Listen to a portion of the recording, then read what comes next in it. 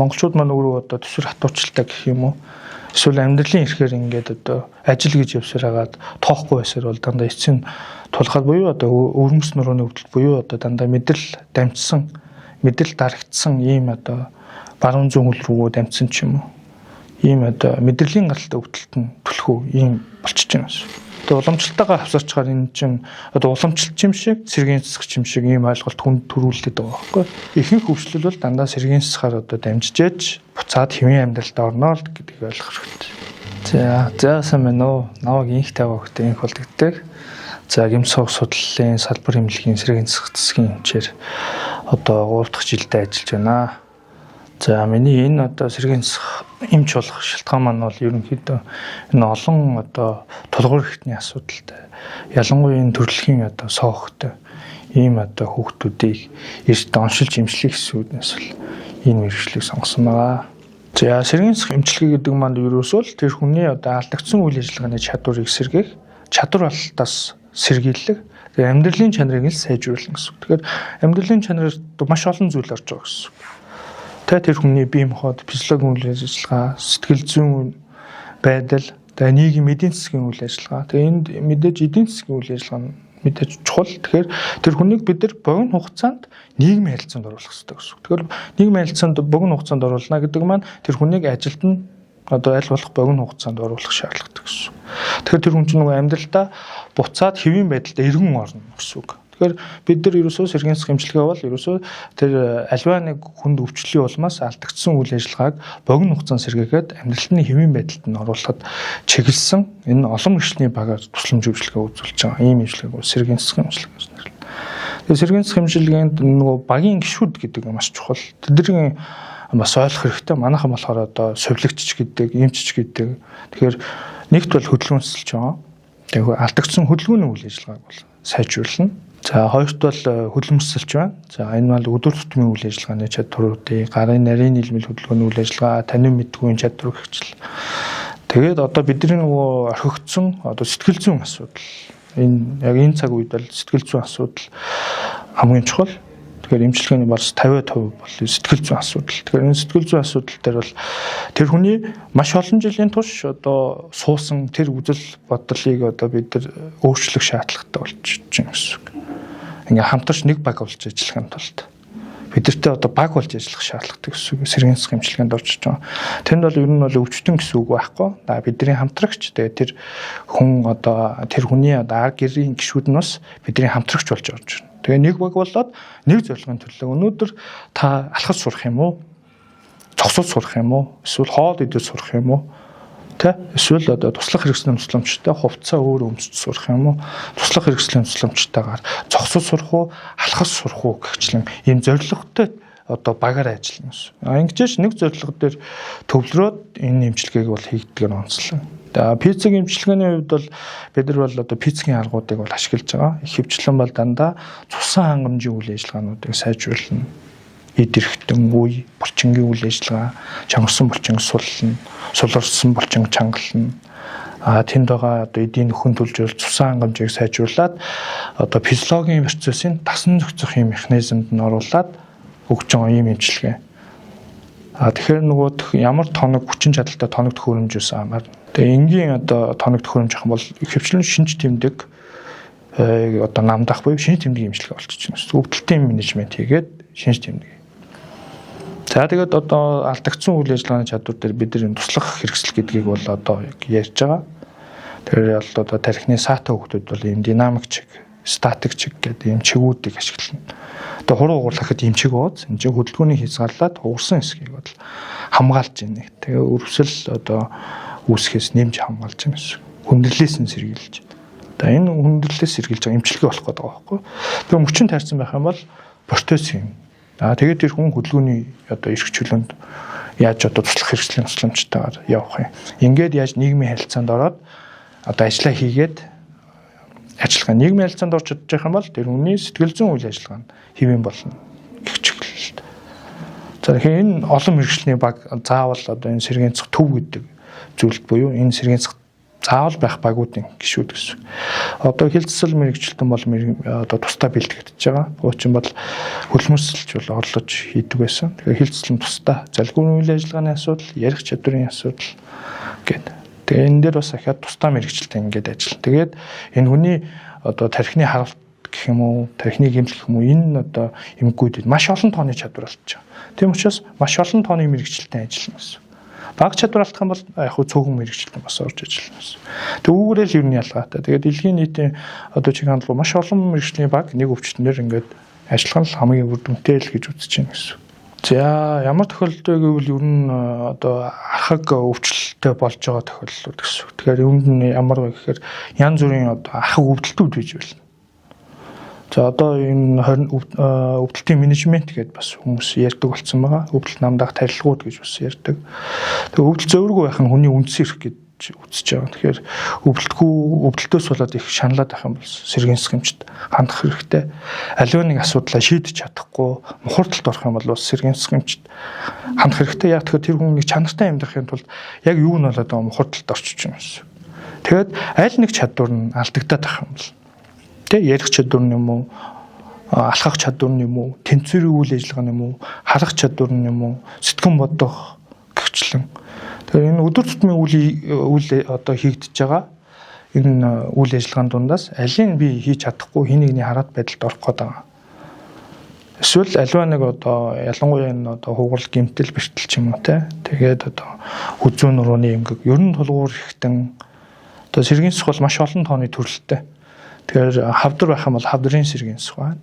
Зүрх бол зүрхний сэргийн сах. Зүрхний дутагдал пейсмейкер, хэм алдагдлын сэргийн сах тусдаа их барих эмэгтэйчүүд төрхийн сэргийн сах, төрсний дараах жирэмсүүийн сэргийн сах, эмэгтэйчүүдийн сэргийн сах.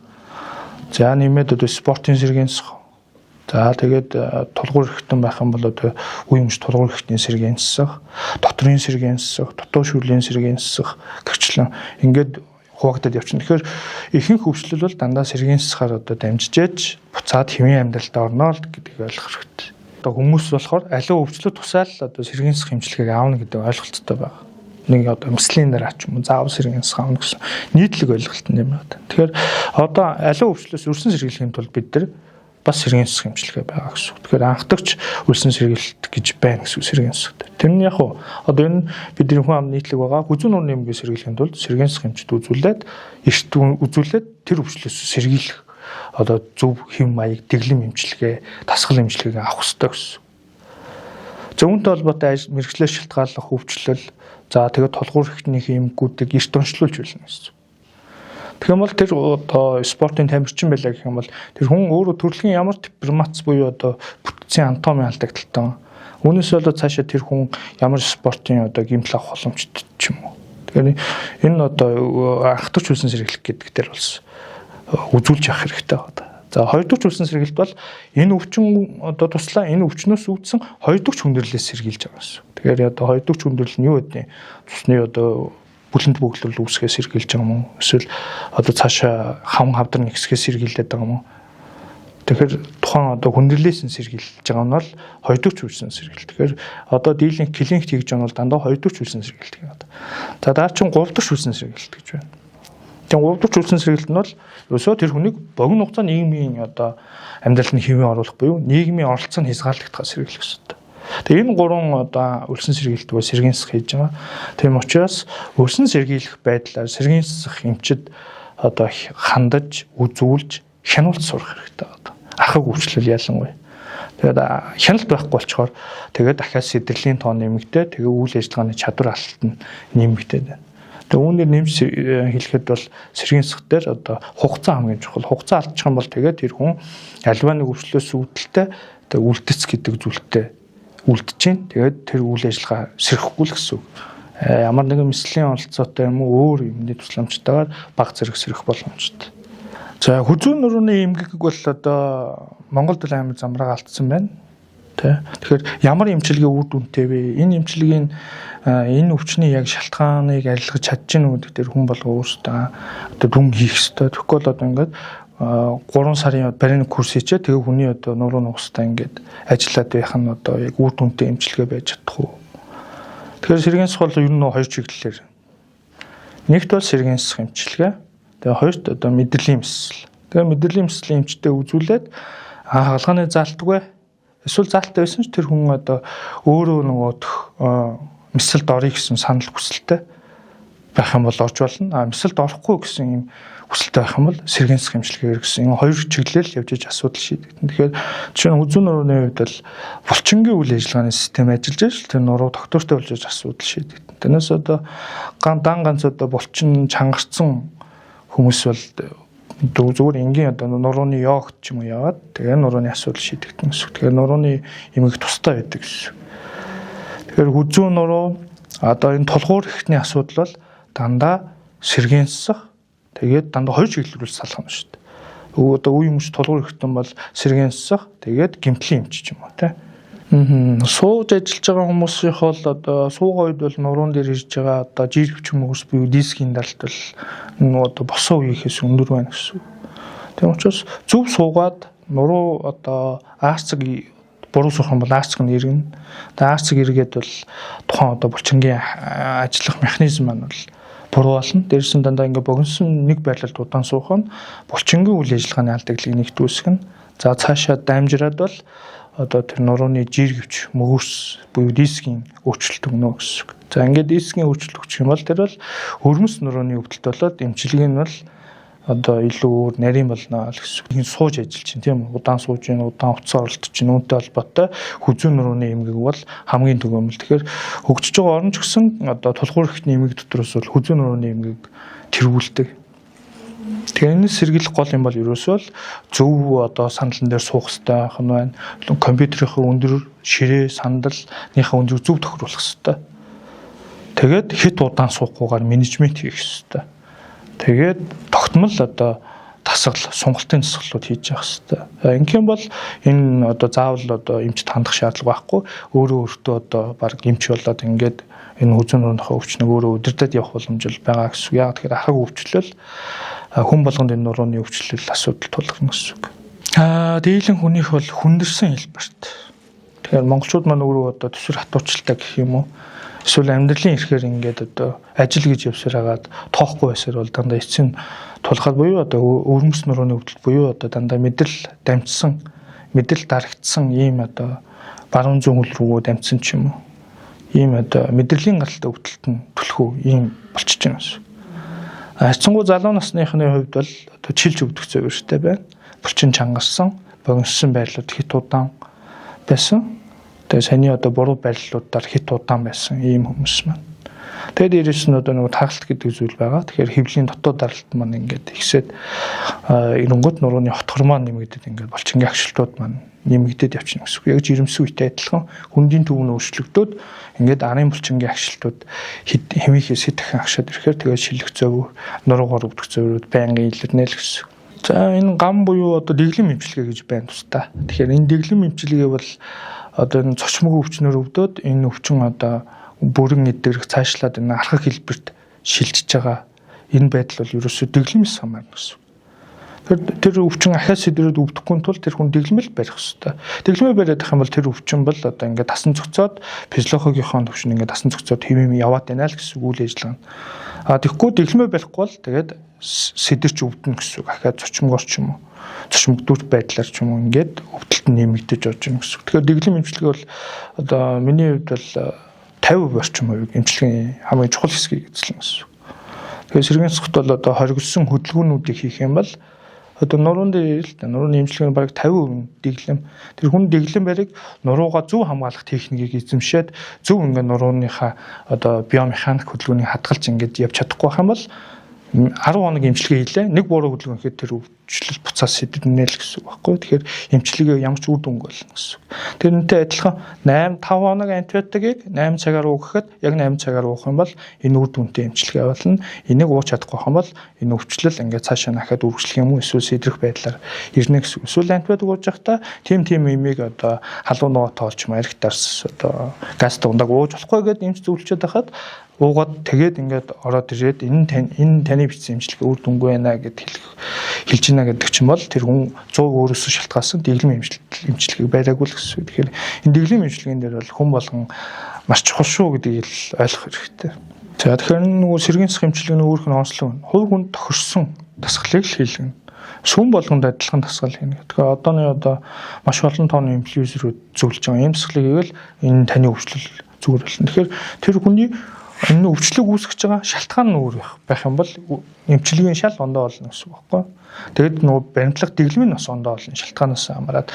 Эсвэл тэр өвчнөг үүсгэж байгаа нэг эрсдэл хүчин зүйл байна тий. Эсвэл суугаа ажиллаж юм. Тэгээд тэрэн дээр нь ингээд зөвлөгөөгөө өгөхгүй бол энэ хүний өвчлөөс цаашаа үргэлжлэнэ. Тэр одоо зөвлөгөө бол ямар ч үр дүнгүй болоод ингээд цаашаа явна гэсэн. За сэргийн засгийн эмчилгээ бол одоо хувь хүмүүнээс л шалтгаалтай хэр зэргийн одоо чадвар болтой байгаа үгүй гэсэн. Гэхдээ одоо дундаж хугацаа бол жишээ нь хөдөлгөөн засал эмчилгээнд 20-40 минут хүртэл зарцуулагдана. За цахилгаан эмчилгээний хувьд бол одоо 20 минут дундаж хугацаагаар ингээд тооцоолоход бол дор хаяж бол 1 цаг эмчилгээг бол зарцуулнаа л гэсэн үг. За тэгээд гол нь одоо сэргийн засгийн эмчилгээний гол онцлог бол ерөөсөө тэр хүн өөрөө спортын сэтгэл зүйтэй юм шиг одоо тухайн өвчнөтэйгөө өөрөө тэмцэн гэсэн. Тэгээ өвчнөө ихлээр 100% заавал ойлгох хэрэгтэй. Би ямар өвчин өсчээд байгаа. Тэгээ энийг ялан дийлээд дардан гарахын тулд би өөрөө яаж ичээх хэрэгтэй. Тэрнийхэн үндсэн дээр ингээд одоо юу гэх юм бусад эмчилгээ бол итгэхгүй байдлаар ингээд хөвтөж яхад нь туслахын хэлээ хөвтөж яхад мэсэл эмчилгээ хийгээд ингээд одоо пассив эмчилгээнүүд бол хийгээд явцдаг. Сэргийн засал хүний өөрөө аяндаа идэх механизмаар нь өөрийг ингээд сайжруулж байгаа л зүйл. Тэгэхээр тэр хүн өөрөө хичээхгүй бол бид нар 1000 үр дүн гаргах гэдэг бол гаргаж чадахгүй гэсэн. Тэгээ түүгээр онцлог. За манайх бол тусламж үйлчилгээний хувьд бол даатгалын системээр бол үйлчилж байгаа. Зарим нь бол хамтын төлбөрөөр төлнө. Мэдээж одоо ажлын насны хүмүүс маань гэсэн. Бусд нь бол үн төлбөргүй даатгалаар тусламж үйлчилгээ авах. Одоо гадуур бол янз бүрийн л үнэтэй байгаа. Ер нь бол. Гэхдээ өртөг бол нэлээд өндөр орчиж байгаа гэсэн. Хувийн эмнэлгүүд маань. Тэгээ яагаад тэр байна уу гэхээр нэгт одоо ажлын хүний нөөцийн хомсдолын асуудал байгаа. Тийм учраас хүлцээгүй учраас энэ тусламж үйлчилгээний асуудал бол одоо өртгөн нэмэгдэж байна л гэсэн үг. Одоо ер нь бол өдрийн сэргийн засгийн эмчилгээ гэж байгаа. Тэр бол дандаа даатгалаар явагдаж байгаа л гэсэн. Одоо дүүрэг 3 дугаар шатлал буюу 2 3 дугаар шатлалын эмнэлгүүд маань гэсэн. За одоо өрхийн сэргийн засаг гэдэг зүйл байгаа. 1 дугаар шатлал энэ маань бас хөгжөг байгаа. Ганцхан одоо физик эмчилгээ л хийждэг. Тэгээд тэрийг одоо сэргийн засаг гэж тооцоод байгаа шүү. Тэгэхээр физик эмчилгээ бол шинж тэмдэг. Үнэхээр өндөр технологийн одоо физик аппаратаар эмчилэх юм бол шалтгааны эсрэг эмчилгээ ч юм уу үр дүнтэй байж болно л гэсэн. Сэргийн засгийн эмчилгээ ерөнхийдөө одоо даатгалын санхүүжилттэй холбоотой ерөнхийдөө эхний 6 сар бол аливаа өвчлийн дараа бол эхний 6 сар сэргэлт өндөр байна. Тухайн одоо хувь хүн болгоны одоо сэргийн засах эхлэх хугацаа өөр байна гэсэн. Тэгэхээр сэргийн засах төр хугацаа гэдэг чухал. Тэгэхээр тэр алтан хугацаа алдах юм бол тэр сэргэд удаашрна гэсэн. Тэгээд сэргийн засгийн эмчилгээ авч чадаагүй бол тухайн өвчнөд холбоотой 2 дахь хүндрэл үүснэ. За 2 дахь хүндрэлээс шалтгаалаад тухайн өвчний маань сэдэрлийн тоо нэмэгдэнэ. Тэгээд сэдэрлийн тоогийн давтамж нь нэмэгдсээр байгаа тэр хүний ерөнхийдөө амьдралын чанар, үйл ажиллагааны чадвар улам мууднаа л гэсэн. Тэгээд дахиад өөр өвчнөр хүндрэнэл эсвэл одоо хөгжлийн бэрхшээлтэй болж байна л гэсэн. Тэгэхээр манай Монгол орны хувьд бол хөгжлийн бэрхшээлтэй хүмүүсийн тоо их байна гэдэг маань сэргийн тусламж үйлчилгээ хангалтгүй байна л гэсэн. Дэлхийн нийтэрчдэр ер нь бол хангалтгүй байдаг. Энэ хэрэгцээ маш ихтэй гэсэн. За дээрэс нь манай одоо эрүүл мэндийн салбарын бодлогын хувьд бол одоо сэргийн тусламж үйлчилгээг бас ойлгодог эмчийн бэрхшээлний тоо бас цөөн байгаад байгаа. Тэгээ бодлогын хувьд бас дэмжих шаардлагатай гэсэн. Тэгэхээр эмчийн тоог нэмэх хэрэгтэй, хөдөлмөсөлж энэ одоо сэтгэл зүйч, за туслах хэрэгслийн мэрэгчлэн хилцэлж гээд эдгээр одоо багийн гишүүдийн тоог 21 аймаг сум дундын эмнэлэг, аймгийн нэгдсэн эмнэлэгт бол ингээд бодлогоор шийдэж хүний нөөцийн асуудлыг шийдэх хэрэгтэй. Тэгэхгүй одоо бид нэг 3 дугаар шатлалт ингээд ажиллаж байгаад хөдөө орон нутагтаа та одоо харьяа аймаг дээрээ ч юм уу сэргийн засгийн ингээд үргэлжлүүлнэ гэхээр ямар ч боломж байхгүй болчихно. Тэгэхээр сэргийн засгийн эмчилгээг чинь ганцхан удаа ч юм уу бусад өвчлөл шиг ингээд 7 хоног эмчилэгдээд зүгээр болчдөг юм бол биш. Тэгэхээр дор хаяж одоо 3-6 сар сэргийн засгийн эмчилгээ заавал хийгдэх хэрэгтэй. Манайхан болохоор энэ өвчлийн гол юм бол тууштай байж чадахгүй учраас ингээ орхиод явчихна. Эсвэл тусламж үйлчилгээний хүртээмжтэй байж чадахгүй. Энийг эргэж хяндаг, зөвлөдөг эмч мэрэгжлийн тоон цөөхөн байна гэсэн. Тэгэхээр 21 аймагт одоо тусламж үйлчилгээ ямар ч хүртээмжгүй болчихж байна гэсэн. Аймгийн нэгдсэн эмнэлэгт одоо цөөхөн байгаа. Дээрээс нь одоо хүүхдийн хөгжлийн бэрхшээлтэй төвүүд бас сая 6 аймагт бол баригдсан байх хэвээр. Тэгэхээр тэр төвүүд бол зөвхөн тэр хүүхдийг нийгмийн харилцаанд юм уу илүү оруулах чиглэгдсэн. Тэгэхээр бид нар ч одоо юу гэх юм бичлэгэмтэл хамгийн их байгаад байна. Тэгээд ганцхан бичлэгэмтлэхийн тусламж үйлчлэгийг эндээс хаглаа хийчихэд байдаг. Тэгээд тэндээ гэртээ очиод одоо аймаг дээр сэргийн засгийн хэлэх юм бол эдийн засгийн хувьд бол өөр байгаа байхгүй. Сэтгэл санааны өвчтөр эдийн засгийн хувьд дээр. Тэгээд гэртээ буцаж очиод дахиад энд ирж дахиад сэргийн засаг аавна гэдэг чинь асуудал. Манайх одоо төлөнхийн сэргийн засаг гэхэд зөвхөн хүүхдийнхээ сорвиг үнэлүүлэхийн тулд дахиад тэр 1500 км 600 км-ийг туулж ирж байгаа байхгүй сар болгон гэсэн үг шүү дээ хянуулахын тулд. Хэрвээ тэндээ одоо эмч мэрэгчлэн бэлдэгдээд сэргийн засаг эмчилгээ хүртээмжтэй болгох юм бол тэр хүн тэндээ үзүүлэл хянуулчих юм бол ямар ч асуудал байхгүй. Тэгэхээр одоо хотод дотор бол одоо хувийн эмнэлгүүд маш олон тооны байгаа. Сэргийн засаг нь.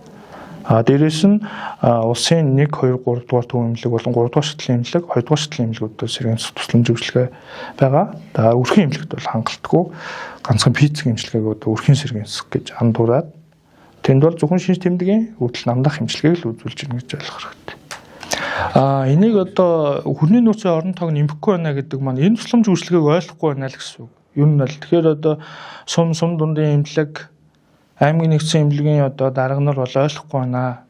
Ер нь ихэнх эмчилгээг бол уламжлалтаараа ингээд одоо ер нь одоо аймаг сум дундын эмнэлэгт бол дандаа уламжлалтын эмчнэр байгаа. Одоо уламжлалтаагаа авсарчгаар энэ чинь одоо уламжлалт юм шиг сэргийн засаг юм шиг ийм ойлголт хүнд төрүүлээд байгаа байхгүй. Тэгээд одоо тухайн өвчтөн бол би ч одоо уламжлалт эмчилгээ хийлгэж байгаа л гэж ойлгоод байгаа гэсэн үг. За одоо ерөнхийдөө бол одоо сувилгын сургууль дээр бол энэ одоо хөдөлмөрсөлийн мэргэжилтэн бол бэлтгэж байгаа. Одоо хэлцэлч гэсэн сувилгын сургууль дээр бэлтгэж байгаа. Тэгэхээр эдгээрийн жилд авж байгаа эсэлтийн тоон бас цөөхөн байгаа гэсэн үг. Одоо хөдөлгөөнсөлч юм бол жишээ нь дунджаар 20 ч юм уу. Одоо эрэлттэй ерөөсө хангах чадахгүй байна гэсэн үг. Эрэлт хэрэгцээ нь их байгаад байна гэсэн үг. Тийм учраас одоо төгслөө хувийн эмнэлгүүд нь шууд авдаг ч юм уу. Тэгээ улсын эмнэлгүүдэд хүртээмжгүй. Тэгээ мэрэгжлийн тоон ингээд цөөхөн болохоор тусламж үйлчилгээ нь хүртээмжтэй чанартай биш болж орж байна гэсэн. Мэрэгжлийн тоол цөөхөн болоод ирэх юм бол тэгэл чанартай биш. Тэгэл нэг хүнд ноогдох ачааллын тоон нэмэгдэх юм бол нэг хүн би дунджаар одоо жишээ нь 20-40 минут эмчилгээ хийгээсэн бол тэр хүн чинь нэг хүн бараг 10-15 минут хийгээд дараагийн хүн аавна гэж тусламж үйлчилгээ чанаргүй болно л гэсэн. За одоо залуу сурч байгаа оюутан бол эмчнэрт хэлэхэд бол ер нь одоо сэргийн тусламж үйлчилгээг бол одоо Дэлхийн эрүүл мэндийн байгууллагаас гэсэн сэргийн бол 21-р зууны тренд нь болж байгаа. Тэгээд тренд болж байгаа гол зүйл бол ерөөсөө хүмүүс бол их хвчлийн эмийн эмчилгээнээс татгалзсан. Аль болох зөв амьдралын хэм маягийг эрхэмлээ. Тэгээд хүн дээр одоо өөртөө менежмент хийгээд явах талтай байгаа гэсэн үг. Тэгээд сэргийн гол юм бол одоо тэр хүний алдагдсан үйл ажиллагааны чадварыг маш олон одоо мэрэгчлэнтэй хамтарч ажиллана. Дээрээс маш олон тооны одоо өвчтөн үндэстгээр онцлог байна. Тийм учраас одоо энэ чиглэлээр сурах гэж байгаа оюутнуудад гэж хэлэхэд бол мэдээж нийгмийн дагаад бол эрэлт хэрэгцээ маш их байгаа. За ялангуяа одоо энэ спортын сэргийн засагт бас эмч мэрэгчлийн тоонууд бас нэлээд шаардлагатай байгаа гэсэн. За аливаа нэг өвчлөлөөс өрсөн сэргийлэх шаардлагатай юм бол та бас сэргийн засгийн эмчид бас үзүүлээрэй. Мөн одоо аливаа нэг хүнд өвчлөлийн улмаас алдагдсан үйл ажиллагааны чадвар болоод буцаад яг өмнөшгөө одоо байсан амьдралдаа буцаж орохын тулд та сэргийн тусламж үйлчилгээг бол заавал авах шаардлагатай. Тэгэхээр өмнө одоо ямар чадвартай байсан. Тэгээд буцаад энэ өвчлийн дараа буцаад тэр өмнөх байдалтай хүрэхин тулд та заавал сэргийн тусламж үйлчилгээг бол авах шаардлагатай шүү.